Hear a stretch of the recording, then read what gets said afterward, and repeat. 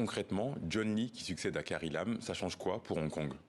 On ne peut pas s'attendre à de grands espoirs pour les libertés démocratiques, pour les libertés individuelles et pour les libertés politiques pour Hong Kong dans les années qui viennent. On voit bien qu'on a parlé de ville normale.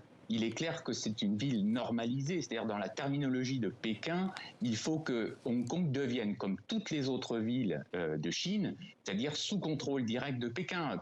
Hong Kong devient une sorte de municipalité autonome, un peu comme Shanghai ou Chongqing, dirigée directement par Pékin, qui a choisi John Lee. C'est une mascarade d'élection. Évidemment, le mot ne peut pas être prononcé d'élection en ce qui concerne John Lee. Et lui doit terminer le travail parce que Pékin considère toujours que Hong Kong est une base de subversion où il y a encore de la résistance et qu'il va falloir terminer le travail pour que ce soit sécurisé. Et après, on parlera d'économie. Justement, qu'en est-il de la contestation? Ça fait plus de 2 ans qu'il n'y a plus de manifestation pro-démocratie. Est-ce qu'avec ce choix de Pékin en la personne de John Lee, la contestation peut être relancée? Oui.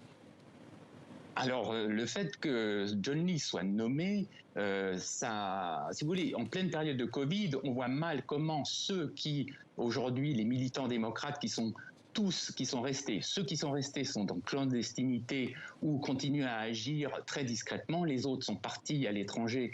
C'est la diaspora aussi qui est très importante, qui est très très active à l'étranger pour défendre ce qui reste de liberté à Hong Kong à l'étranger pour faire du lobbying.